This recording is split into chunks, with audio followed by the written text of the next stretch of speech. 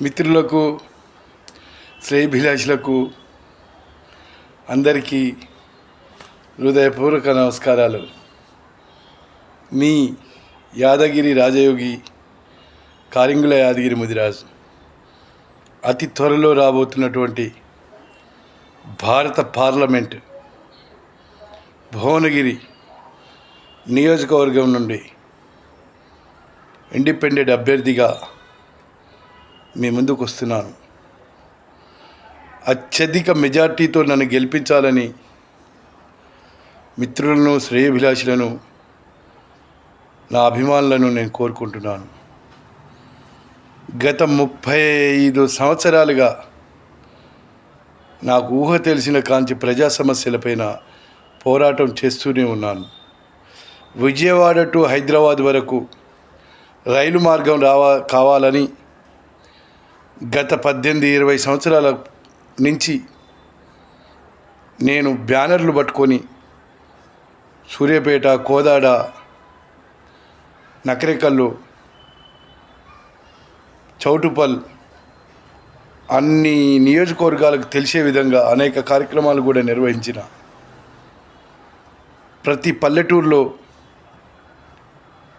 పచ్చని చెట్లు, ఫలాలనిచ్చే చెట్లు, మామిడి, చింత, అల్లనేరేడి, దానిమ్మ, తాటి, ఈత, కొబ్బరి చెట్లు, ఫలాలనిచ్చే చెట్లను పెట్టాలని చెప్పేసి నేను ఉద్యమాన్ని కూడా కార్యక్రమాలు కూడా తీసుకున్నా.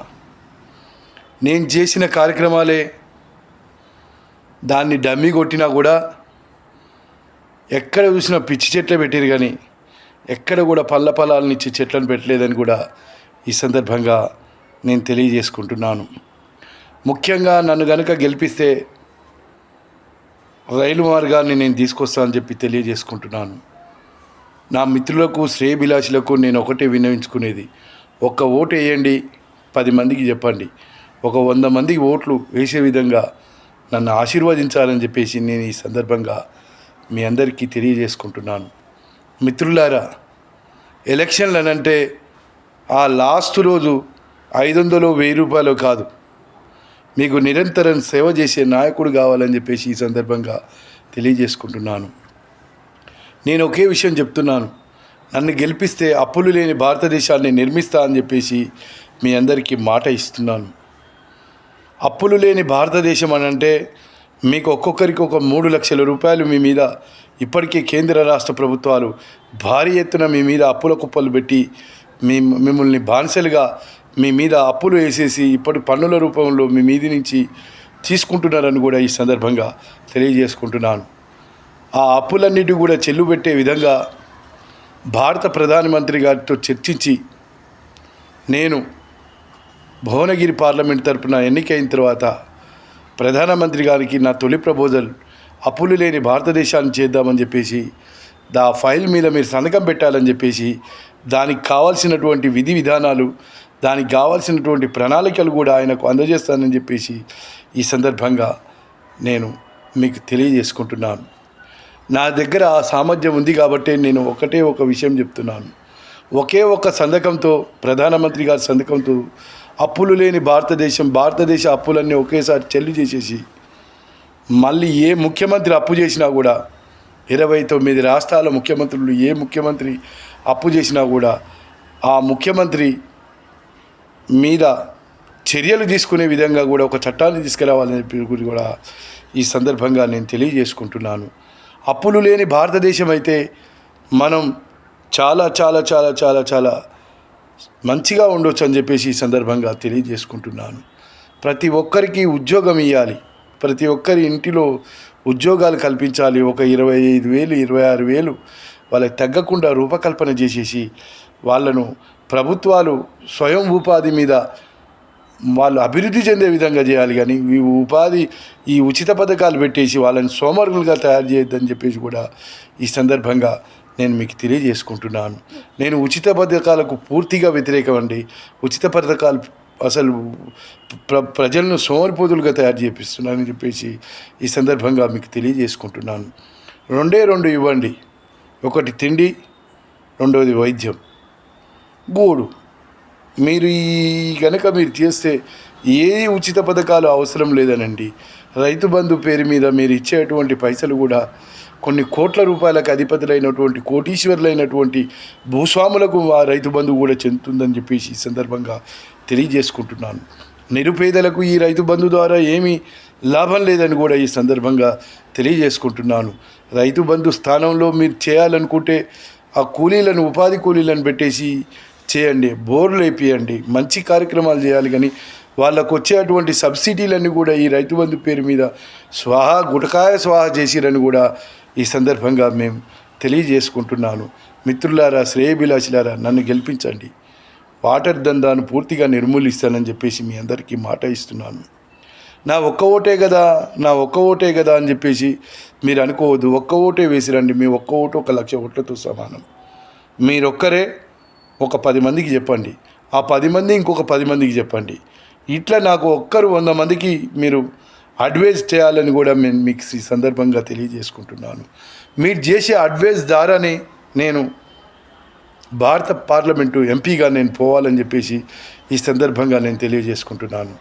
మీకు నేను పైసలు పంచిపెట్టాలంటే ఇది దొంగ డబ్బులు, ఐటీలు ఎగ్గొట్టినటువంటి డబ్బులు ఉన్నటువంటి మేధావులు మీ ముందరికి వస్తున్నారు. ఇప్పుడు 1000 కోట్లు పట్టుకొని మీ ముందరికి వస్తున్నారు. ఒక్కొక్క ఓటుకు కొన్ని పైసలు పెట్టి కొనుక్కోవాలని మూర్ఖపు రాజకీయ నాయకులు కూడా ఉంటారు. వాళ్ళు రాజకీయ నాయకులే కాదు, నా దృష్టిలో వాళ్ళు వ్యాపారస్తులుగా వాళ్ళు మీ ముందరికి వస్తున్నారు.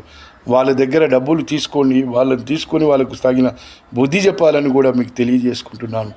నా 7 నియోజకవర్గాలలో అన్నపూర్ణ క్యాంటీన్లను నేను భారత పార్లమెంట్లో సంతకం పెట్టగానే ప్రధానమంత్రి అప్పులు లేని భారతదేశంతో మాట్లాడిన తర్వాత అన్నపూర్ణ క్యాంటీన్లు 7 నియోజకవర్గాలలో పెట్టిస్తాను కూడా ఈ సందర్భంగా మీకు తెలియజేసుకుంటున్నాను. ప్రజలకు సేవ చేసే ప్రజాప్రతినిధులు కావాలి, కానీ ఇట్లా ఈ ప్రజలను దోచుకొని ప్రజల సొమ్ముతోటి జల్సాలు చేసేటువంటి ప్రజాప్రతినిధులు కాదని కూడా ఈ సందర్భంగా మీకు తెలియజేసుకుంటున్నాను. మిత్రులారా, శ్రేయభిలాషులారా, నన్ను గెలిపించండి.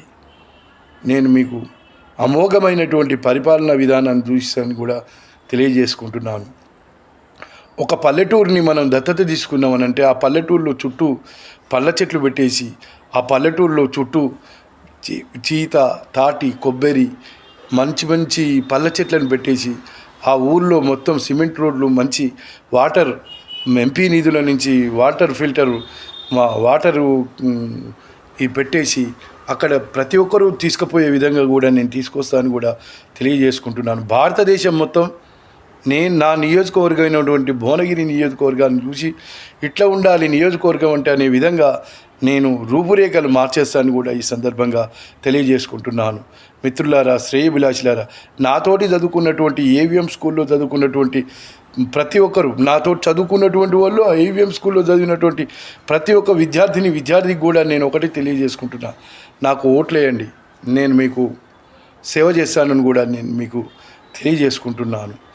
నాతోటి చదువుకున్నటువంటి జడ్పిహెచ్ఎస్ హై స్కూల్లో చదివినటువంటి అందరికీ నేను సేవ చేస్తాను, నాకు ఓటేయండి, నన్ను గెలిపించండి అని కూడా తెలియజేసుకుంటున్నాను. నకరికల్ నియోజకవర్గంలో భారీ ఎత్తున నాకు ఓట్లు పడాలని కూడా మీకు ఈ సందర్భంగా తెలియజేసుకుంటున్నాను. పార్టీలకు అతీతంగా మీరు ఓట్లు వేయాలని కూడా ఈ సందర్భంగా తెలియజేసుకుంటున్నాను. కాంగ్రెస్, బీఆర్ఎస్, బీజేపీ, అన్ని పార్టీల నుంచి మీరు ఏ పార్టీలైనా ఉండండి, నాకు ఓటేసి రండి, నన్ను గెలిపించండి. నన్ను గెలిపిస్తే నాతోటే మార్పు కావాలని భువనగిరి పార్లమెంటే ఈ భారతదేశ రాజకీయాలలో కీలకమైనటువంటి మార్పు తీసుకురావాలని చెప్పేసి మీకు ఈ సందర్భంగా తెలియజేసుకుంటున్నాను. నేను ముఖ్యంగా మీ అందరి వాడిగా మీ ముందరికి వస్తున్నాను. మీ యాదగిరి రాజయోగిగా మీ ముందరికి వస్తున్నాను. నేను లక్షల ఓట్ల మెజార్టీతోటి నన్ను గెలిపించాలని మీ అందరినీ కోరుకుంటున్నాను. పార్టీలన్నీ ఒక ఎత్తు, యాదగిరి ఒక ఎత్తు అని కూడా మీకు తెలియజేసుకుంటున్నాను. నేను ఒక వ్యక్తిని కాదు, మహాశక్తిని. మిమ్మల్ని అందరిలో మార్పు తీసుకొస్తాను కూడా నేను ఈ సందర్భంగా తెలియజేసుకుంటూ, నా గౌడ సోదరులు, యాదవ సోదరులు, ముదిరాజ్ సోదరులు, నా పద్మశాలి సోదరులు, నా బీసీ సోదరులు అందరూ కూడా నాకు ఓట్లు వేయాలి. అగ్రవర్ణాలు ఉన్నటువంటి రెడ్డి సోదరులు, నేను వాళ్ళ దగ్గర ఎన్నో పాఠాలు నేర్చుకున్నా. నా మిత్రులు, శ్రేయభిలాషులు, వైశ్యులు, బ్రాహ్మణులు, అన్ని కులాల వాళ్లకు నేను అందరికీ చేదోడు వాదుగుడుగా ఉంటానని తెలియజేసుకుంటూ, నాకు ఓటేయాలని, నన్ను గెలిపించాలని తెలియజేసుకుంటూ, ఒక ఓటు వేయండి, ఒక 100 మందికి తెలియజెప్పాలని మీ అందరికీ తెలియజేసుకుంటూ, మీ యాదగిరి రాజయోగి భువనగిరి పార్లమెంట్ అభ్యర్థి. జై భారత్, జై భారత్, జై భారత్, జై